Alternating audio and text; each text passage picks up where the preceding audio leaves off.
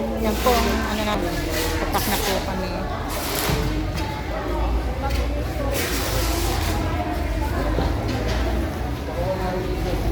Aray, 100 na ngayon ang storage eh. Oo, nagtaas na nga ng box. Sabi nga ni Sis, next month na tataas ko daw ulit. Hala, dapat mag-pack na rin next month. Dapat ipack ko na ngayon. Ngayon nga lang, tataas na eh. Tumaas na ulit. Taas na raw ang box. Ang doktor. Ayan, pakita na tayo ngayon. Sasamanin ko pa yan? Pack na po kami. Tumaas na ngayon? Pero wala pang bagong packing list. Wala pa silang bagong price list ah. May bago na. Hindi na natin lalagyan ng kape na. Ano ate? Sabay na natin. Wala, ayun. Wala akong bayad na yun. 150 daw eh. Tawag na. May dalawa ko. Sa 150. Wala akong magpapasal. Wala akong magpapasal. Ano lang sana. Hindi. Kaya ba? Bibigay namin sa iuwi ko na lang po. Tignan ko kung may parking. Ano para dyan. Oo.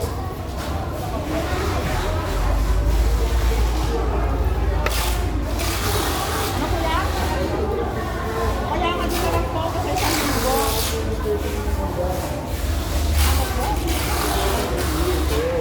Iuwi ko nga ako. Ang sabi ko nga ako, i-storage lang namin. Doon na lang ako sa Santo. Nag-check na papak sa linggo.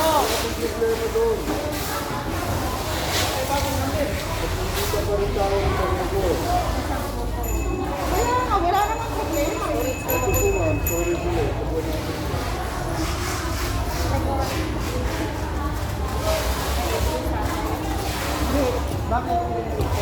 Hindi.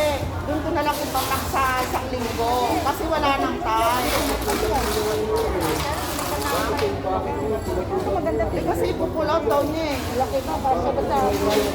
Alam ko, hindi ko naman ipupull out eh. Eh, tinig ko nga kung asan dyan yung pang-winter. Kasi may nawawala akong isang stripe bag.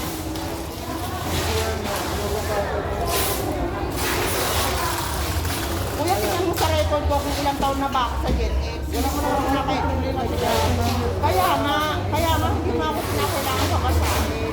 Kasi nabasa ko naman na yan. Ilagay ko pa dito, be.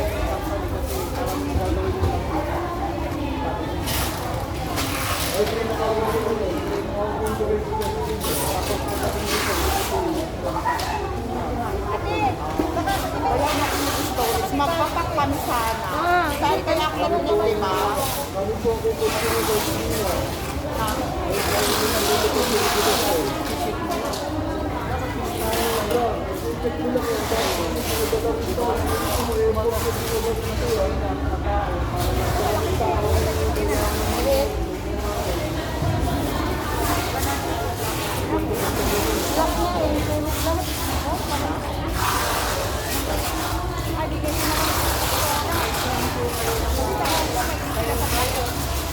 Sila na nag-deliver sila na ng tingnan mo sa kapit nila, sila kahit natin sila kanong box.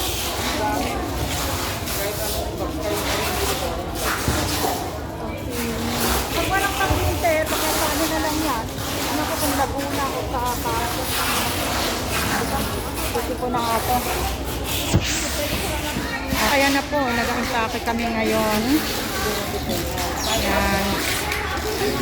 Kuya, kung nagpapak ako ng kahit na.